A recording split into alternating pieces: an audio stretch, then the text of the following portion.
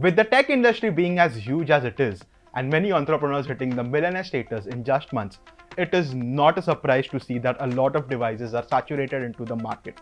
While some of these devices do become successful, others not so much.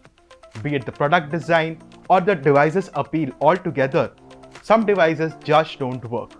Here are top 5 tech failures in the 21st century. Starting off with the infamous Google Glass. When the Google high-tech glasses were announced back in April of 2012, many were sure that it would be a game changer. These motion and voice control Android-powered glasses were designed to function as a sort of hands-free smartphone, offering access to the internet, maps, your calendar, camera, and more.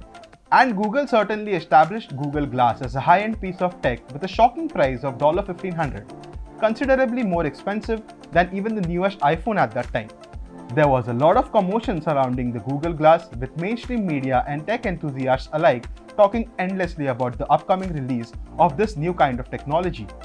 Even the average individual was getting excited. However, the Google Glass inventors and designers never really specified why the Google Glass would be worth the buy. There was never any clear statement on the purpose of Google Glass and why it would be a step above the smartphone. Because of this functional ambiguity, Google Glass sales were disappointing and it sort of just fell out of the radar. Now let's talk about the Movie Pass. The Movie Pass saga truly was an online roller coaster that millions watched crash and burn. Movie Pass offered one the ability to see one movie every day at theaters for a small fee a month, using a Movie Pass debit card at theaters for payment. That seems like an insanely good deal, right? Well, insane might just be the right word for it. When over 1 million people signed up for the Movie Pass and more signing up every day, theaters started getting a little angry with this service and conflicts began to break out. When major theater chains in America wouldn't play ball with the Movie Pass, the company started to suffer and its stock plummeted. Then, Movie Pass started blocking viewings to certain movies at certain times too. By July of 2018, with consumer base was no longer trusting and poor business plan, Movie Pass simply ran out of money. Now let's talk about the Amazon Fire Phone. Do you remember this one?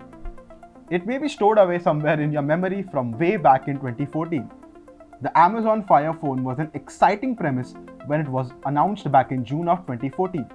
People loved Amazon, so the idea of this successful retail giant bringing out a phone seemed great. However, the Fire Phone had a lot to live up to, and the pressure was on to make it a truly impressive piece of technology. But it didn't. The phone was criticized for its futile and gimmicky features, as well as the fact that it didn't allow for the use of nearly as many apps as Android or iOS. And so, the Amazon Fire Phone soon became a thing of the past. Now let's jump to QUIBI. We have all heard of social media platforms that just don't make it, and QUIBI is certainly one of them.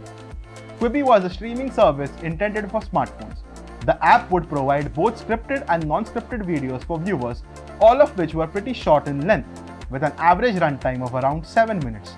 The app, which was released in the April of 2020, had a number of operational issues from the get-go, and viewership numbers was considerably lower than expected. So in just 6 months after its debut, QUIBI was shut down. Now let's segue our way into Segway. You've probably seen one of these weird-looking vehicles at some point. Segways are certainly well known, but not really desired. Launched back in 2001, the Segways didn't really hit the market as well as its founders would have liked it. Its initial publicity was great, with millions funding its unusual appearance and novel technology was interesting. However, when it came to actual sales, Segway fell short of expectations. Its high pricing was also pretty big ask for new customer base, so gaining a loyal customer was really difficult. Segway's failure to highlight application purposes also contribute to its failure. These tech flops can actually teach us a lot about a customer base. If your product is too gimmicky or experimental, it can take your venture from hero to zero. This was Amir for Exhibit, and thank you for watching. Don't forget to like, share and subscribe, and also comment down below about what you think about this video. Until then, goodbye.